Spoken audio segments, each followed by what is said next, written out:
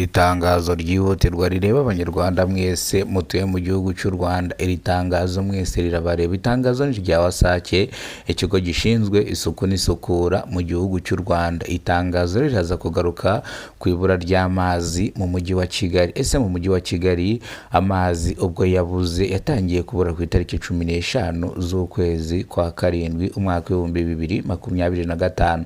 Ubwo amazi yabuze ku rugero ku kigero cya 48%, ariko Wasake igaragaza yuko icyo gihe impamvu yari yarabuze amasoko yari yarakamye amwe namwe bakuramo amazi. Ubwo baduhaye nk'urugero Nyabarongo, ikiraro cya Nyabugogo, bajya bavuga ngo Nyabarongo wa muhanzi ubwo yagize kuririmba ngo Kigali nzayisaziramo nk'imbabura. Bivuze ngo rero amazi yari yakamye ukagera ku gishanga cya Nyabarongo ubwo nacyo cyari cyakamye. Bivuze ngo byari hatari bitewe nuko amazi yari yarabuze mu mujyi wa Kigali kandi bitewe nuko izuba ryari ryinshi. Bivuze ngo rero ubu ngubu akavura kanimo karagwa. Ngo turagaruka ku itangazo ry'iteganyagihe. Iteganyagihe ryavuze yuko amazi mu mujyi wa Kigali ibyo ngibyo byo ntago ari ibintu bakoraho, kubera ko iteganyagihe rishinzwe ikirere cyangwa rishinzwe uburyo ki bavuga yuko imvura izagwa. Ese izagwa ku kigero kingana gite? Ese imvura izagwa ryari? Ibintu nk'ibyo ngibyo nibyo iteganyagihe rishinzwe. Bivuze ngo rero turaza kugaruka ku itangazo ryihutirwa rireba abanyarwanda noneho ry'umwihariko. Umupira w'amaguru wabereye muri stade Amahoro, stade yakira 4,000 by'abafana. Iyi stade yabereyemo amahano ku itariki 6 z'ukwezi kwa 8 umwaka wa 2025, ubwo ikipe ya Rayon Sport yahuraga na Yanga. Rayon Sport yakubiswe ibitego 3 ku gitego kimwe. Bivuze ngo rero uyu mukino wari utwika, uyu mukino wari umukino udasanzwe. Bivuze ngo ndaza kugaruka ku bantu bakubitiwe muri stade Amahoro, ariko reka mbe mbiretse, reka no kubitindaho cyane kubera ko ibi bintu nimbitangaza nanjye ubwanjye birangiraho ikibazo, ariko ndabitangaza aho bwagakereye kose ndaza kubishyira hanze mbihereze abanyarwanda mwumve amahano yabereye muri stade. Stade rero yakira 4,000 by'abafana, ikaba yari yajemo abafana basanga 2,200. Bivuze yuko rero twabajije umwe mu banyamakuru bari bahari umunyamakuru w'Imvaho Nshya, akaba hari umunyamakuru w'Umuseke, akaba hari umunyamakuru wa TV na Radio 1, akaba hari umunyamakuru w'ibinyamakuru bitandukanye, akaba hari umunyamakuru wa TV 1 Radio, akaba hari n'umunyamakuru wa Radio Rwanda. Hari abanyamakuru benshi batandukanye bakorera ibinyamakuru bitandukanye. Turere tugiye kugaruka ku itangazo rya Wasake. Ubwo turagaruka ku itangazo ry'ibindi biri buze gukurikira. Wasake igaragaza amazi mu mwaka wa 2025 uburyo kiyabaye ikibazo bitewe n'akazuba kavuyemo, ndetse ntago ari akazuba ni ikizuba.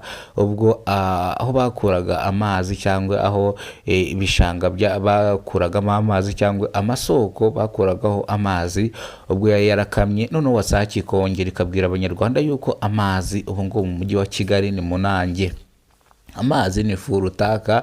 Ubwo nimvuga gutyo, mufungure robine zanyu, bantu mufite ibigega mufungure kugira ngo amazi ajye mu bigega byanyu mubone amazi. Bivuze ngo rero ikintu Wasake yatubwiye ni kimwe gusa, ngo abantu bahora bataka ngo babuze amazi ni bamwe usanga batishyura amazi ku gihe, usanga bafitemo ibirarane by'amezi 3 batarishyura amazi. Ugasanga bamwe na bamwe baragaragaraho imbogamizi zo kubafungira amazi, ubwo baza bakatwara ibigize cyangwa bimwe na bimwe ibyo ukoresha. Bivuze ngo icyo batwara ni robine kugira ngo utazongera kuvoma.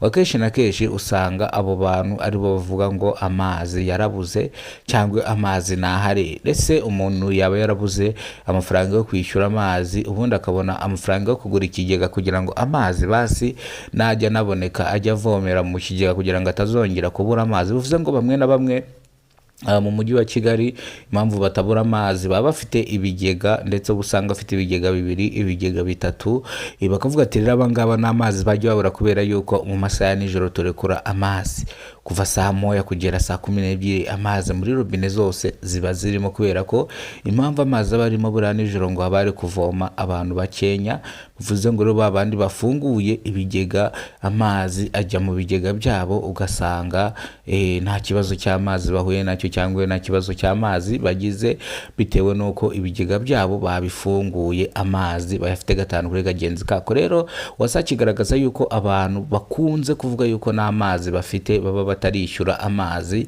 cyangwa baba bafite ibindi bitwaza kubera yuko WASAC iragaragaza yuko mu mwaka w'ibihumbi 2024 ko abantu batishyuye amazi ari 60%, ariko ubu ngubu bakaba bamaze kugera kuri 99%. Bivuze ngo hari ikiyongereyeho, hari n'icyahindutse bitewe na serivisi nziza bano bantu batanga. Bivuze yuko rero niyo mpamvu abantu babagana cyangwa babayoboka. Impamvu mvuze ngo biyongereho gutyo, hari amarobine mashyashya cyangwa hari amazu mashyashya yubatswe. Nivuga gutyo nuvuga ati yenda ni ba bantu ubwo barishyuye.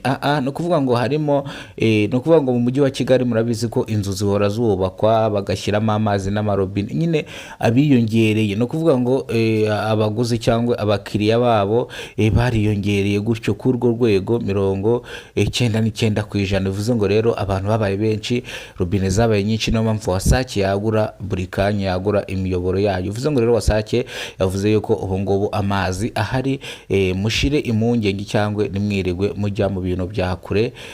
Ubwo rero icyo nari mbararikiye, mufungure ibigega byanyu. Ndagira ngo bino impamvu nari mbibagejejeho, mumaze iminsi mwarabuze amazi mu mujyi wa Kigali ubwo twacakiraniraga, ndimo ndashakisha amakuru, namwe mufite amajerekani ku mutwe muri gushakisha amazi.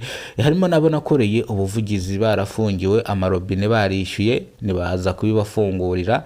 Narabavuganiye baraza barabafungurira. Ubwo nahamagaye WASAC mbabwira gace naho abo baturage baherereye, hari Kanombe mu Kajagari hepfo. Ubwo abaturage bari barishyuye amazi, bari barabakuriyeho robine, gusa bari banze kugaruka ngo babahereze robine kubera yuko bari barishyuye byagoranye.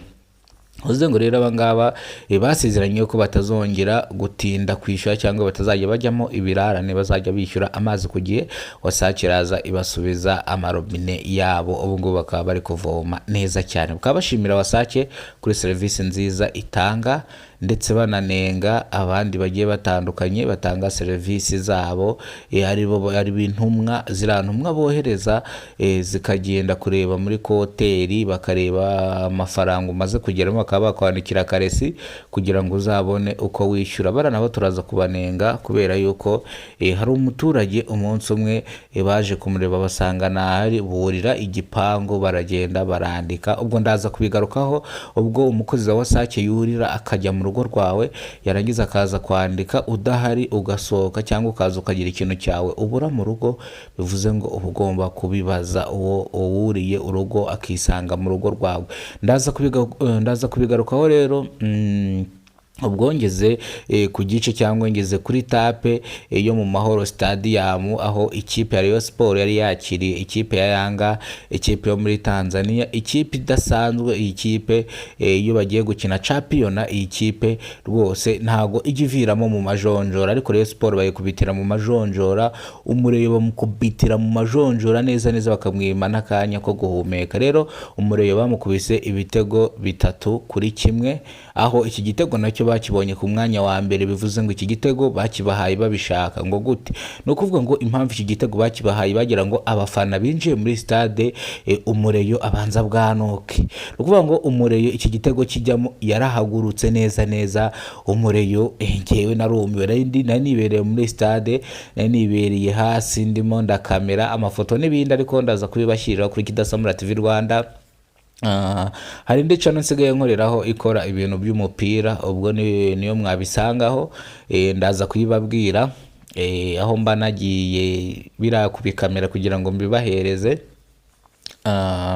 Ubwo rero tutatinze cyangwa tutizimbye mu magambo, Rayon Sport yakubiswe ibitego 3 ku gitego kimwe yatsinze Yanga. Bivuze yuko rero uyu mukino wari uwa gishuti. Bivuze ngo rero ndashaka kubabwira byinshi ku ino kipe ya Tanzania. Ikipe ya Tanzania iyo bagiye gukina championa, ikipe ya Tanzania rwose ntago igiviramo mu majonjora, ariko ikipe y'Umureyo baramukubita akaviramo mu majonjora. uvuze ngo rero iyi kipe yo ntabwo ijya kubitirwa mu majonjora, bivuze ngo rero iyi kipe irakomeye cyane. Ndaje nkubwire abakinnyi bayikinamo, ese ukina kuri kabiri ninde, ukina kuri defaseri ninde, ese umuzama ninde, ese iyi kipe ikomeye bingana iki. Nimba ari bwo bwa mbere ugeze kuno muyoboro wa Kidasamura TV Rwanda, kora subscribe, ufungure inzogera kugira ngo uzajye ubasha kubona amakuru mu gihugu cy'u Rwanda kandi yizewe. Urakoze cyane, Imana ikurinde guhereze ubuzima buzira umuze. Wakoze subscribe, uruwa gaciro. Ibyo tugezeho niwe tubikesha, n'ibyo twenda kugeraho ni wowe tubikesha. Bivuze ngo rero Imana ikumere umugisha ndetse ikundindire. Urakoze cyane, wakoze kubana natwe mu kiganiro twagiranye. Imana iguhereze ubuzima buzira umuze. Murakoze cyane, wowe wakoze subscribe, nongera kukwibutsa yuko uruwa gaciro. Ibyo tugezeho ni wowe tubikesha, n'ibyo twenda kugeraho ni wowe tubikesha. Naho utarakora subscribe, kora subscribe, ufungure inzogera kugira ngo uzajye ubona amakuru mu gihugu cy'u Rwanda. Ndetse nge mwari mu mubana mwana